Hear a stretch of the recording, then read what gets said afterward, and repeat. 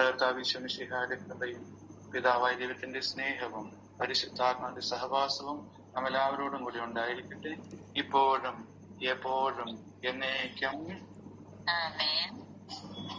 സുവിശേഷം 1-ാം അധ്യായം 35-36 വചനം വായിക്കാം. അടുത്ത ദിവസം യോഹന്നാൻ തന്റെ ശിഷ്യന്മാരിൽ 2 പേരോടുകൂടെ നിൽക്കുമ്പോൾ യേശു നടന്നു വരുന്നത് കണ്ടു പറഞ്ഞു, ഇതാ ദൈവത്തിന്റെ കുഞ്ഞാട്. ഈ ഒരു ചെറിയൊരു വചനത്തിൽ കുറേ കാര്യങ്ങളുണ്ട്. ഒന്ന്, അവിടെ നമ്മൾ യോഹന്നാൻ നിൽക്കുമ്പോൾ, പിന്നെ നമ്മൾ കാണാൻ നിൽക്കുമ്പോൾ എന്നുള്ളതിന് ഒത്തിരി അർത്ഥമുണ്ട്. പിന്നെ കണ്ടു, അതിന് കുറെ അർത്ഥങ്ങളുണ്ട്. പിന്നെ യേശു നടന്ന് വരുന്നത്, അതിന് കുറെ അർത്ഥങ്ങളുണ്ട്. പിന്നെ ഈശോ പറഞ്ഞു, അതിന് കുറെ അർത്ഥമുണ്ട്. പിന്നെ 2 പേരോടുകൂടെ, അതിനും കുറെ അർത്ഥമുണ്ട്. ഇങ്ങനെ 5 കാര്യങ്ങൾക്ക് അർത്ഥങ്ങളുണ്ടാവും.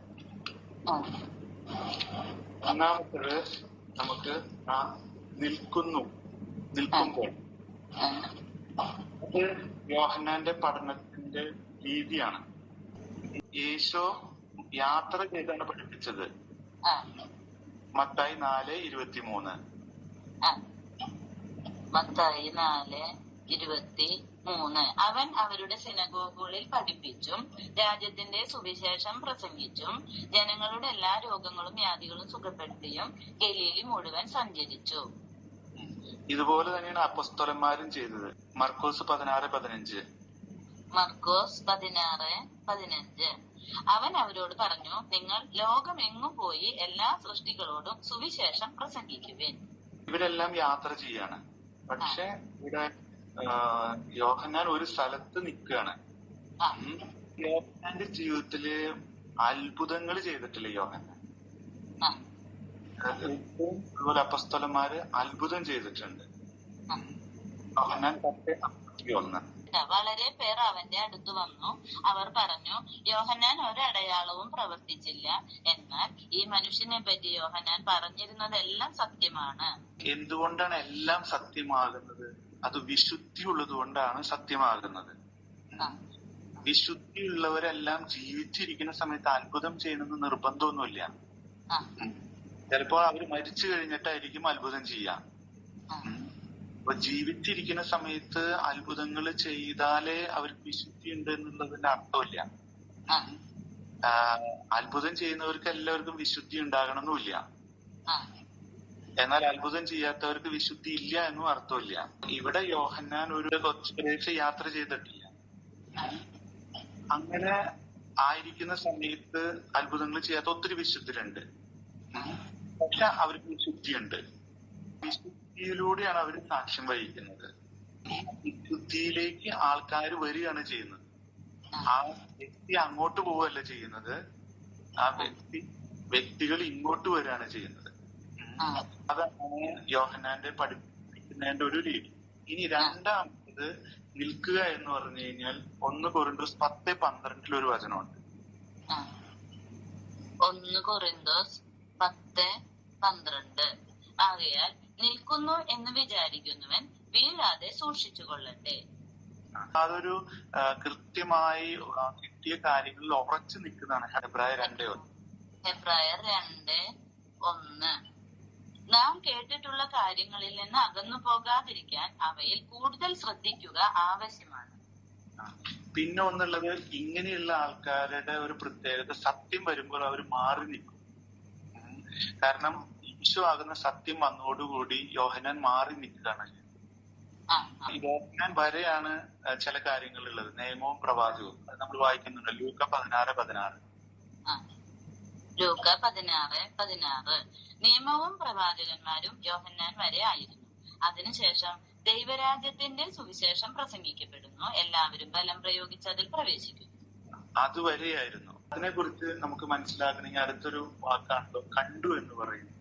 അവിടെ എല്ലാ പ്രവാചകരും ക്രിസ്തു വരുന്നതിനെ കുറിച്ചാണ് പറഞ്ഞുകൊണ്ടിരുന്നത്. ഈ അപ്പോസ്തലന്മാരുടെ ഒരു പ്രത്യേകത എന്ന് വെച്ച് കഴിഞ്ഞാൽ അവര് വന്ന ക്രിസ്തുവിനെ കുറിച്ചാണ് പറയുന്നത്. പക്ഷെ യോഹന്നാൻ കണ്ട ക്രിസ്തുവിനെ കുറിച്ചാണ് പറയുന്നത്. അപ്പൊ ഇങ്ങനെ ഒരു വ്യത്യാസമുണ്ട്. അതുവരെയുള്ള പ്രവാചകരെല്ലാം വരാൻ പോകുന്ന ക്രിസ്തുവിനെ കുറിച്ച് പറയുന്നു. കണ്ട ക്രിസ്തുവിനെ പക്ഷെ കണ്ടുകൊണ്ടിരിക്കുമ്പോ പറയുന്നത് യോഹന്നാൻ മാത്രമാണ്. പ്രത്യേകതയുണ്ട്. അപ്പൊ എല്ലാവർക്കും സാക്ഷ്യം വഹിക്കാനുള്ള ഒരു വിളിയുണ്ട്. അപ്പസ്തല നടപടി 10:43. അപ്പസ്തോല നടപടി 10:43. അവനിൽ വിശ്വസിക്കുന്ന എല്ലാവരും അവന്റെ നാമം വഴി പാപമോചനം നേടുമെന്ന് പ്രവാചകന്മാർ അവനെ കുറിച്ച് സാക്ഷ്യപ്പെടുത്തുന്നു. അപ്പസ്തോല നടപടി 1:8. അപ്പസ്തോല നടപടി 1:8. എന്നാൽ പരിശുദ്ധാത്മാവ് നിങ്ങളുടെ മേൽ വന്നു കഴിയുമ്പോൾ നിങ്ങൾ ശക്തി പ്രാപിക്കും. ജെറുസലേമിലും യൂദയ മുഴുവനിലും സമരിയായാലും ഭൂമിയുടെ അതിർത്തികൾ വരെയും നിങ്ങൾ എനിക്ക് സാക്ഷികളായിരിക്കുകയും ചെയ്യും. ഇനി നമ്മൾ പറഞ്ഞ നടന്നു വരുന്നത് കണ്ടു. നടന്നു വരുന്നത് എന്നൊരു വലിയൊരു അർത്ഥമുണ്ട്. അത് ഈശോയുടെ മനുഷ്യാവതാരത്തെ സൂചിപ്പിക്കുന്നതാണ്. യോഹന്നാൻ 16:28. യോഹന്നാൻ 16:28. ഞാൻ പിതാവിൽ നിന്ന് പുറപ്പെട്ട് ലോകത്തിലേക്ക് വന്നു. ഇപ്പോൾ വീണ്ടും ലോകം വിട്ട് പിതാവിന്റെ അടുത്തേക്ക് പോകുന്നു. ഇനി പറഞ്ഞ കാര്യം എന്താണ് അവിടെ പറയുന്നത്? ഇതാ ദൈവത്തിന്റെ കുഞ്ഞാട്. ഈ കുഞ്ഞാടാണ് സിംഹത്തെ കൊല്ലുന്നത്, എന്നിട്ട് സിംഹമായിട്ട് മാറുന്നത്. 1 പത്രോസ് 5:8. 1 പത്രോസ് 5:8. നിങ്ങളുടെ ശത്രുവായ പിശാച് അലറുന്ന സിംഹത്തെ പോലെ ആരെ വിഴുങ്ങണമെന്ന് അന്വേഷിച്ചുകൊണ്ട് ചുറ്റി നടക്കുന്നു.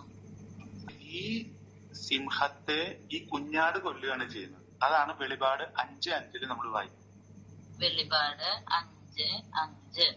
അപ്പോൾ ശ്രേഷ്ഠന്മാരിൽ ഒരാൾ എന്നോട് പറഞ്ഞു, കരയാതിരിക്കും. ഇതാ യൂദാ വംശത്തിൽ നിന്നുള്ള സിംഹവും ദാവീദിന്റെ വേരും ആയവൻ വിജയിച്ചിരിക്കുന്നു. അവന് ചുരുൾ നികർത്താനും സപ്തമുദ്രകൾ പൊട്ടിക്കാനും കഴിയും. ഇതുകൊണ്ടാണ് ശിഷ്യരെ കുറിച്ചും കുഞ്ഞാട് എന്ന് പറയുന്നത്. മത്തായി 10:16. മത്തായി 10:16. ചെന്നായ്ക്കളുടെ ഇടയിലേക്ക് ചെമ്മരിയാടുകളെ എന്ന പോലെ ഞാൻ നിങ്ങളെ അയക്കുന്നു. അതിനാൽ നിങ്ങൾ സർപ്പങ്ങളെ പോലെ വിവേകികളും പ്രാവുകളെ പോലെ നിഷ്കളങ്കരുമായിരിക്കും. ഈ ശിഷ്യർക്ക് ഉണ്ടാകേണ്ട ജാഗ്രത വിവേകത്തെ കുറിച്ചാണ് ഈ വിവേകം എന്ന് പറയുന്നത്. ആ വിവേകം എന്ന് പറയാൻ കാരണം ഉൽപ്പത്തി 3:1 ഈ സർപ്പം വളരെ കൗശലമുള്ളതാണെന്നാണ് നമുക്കറിയാം.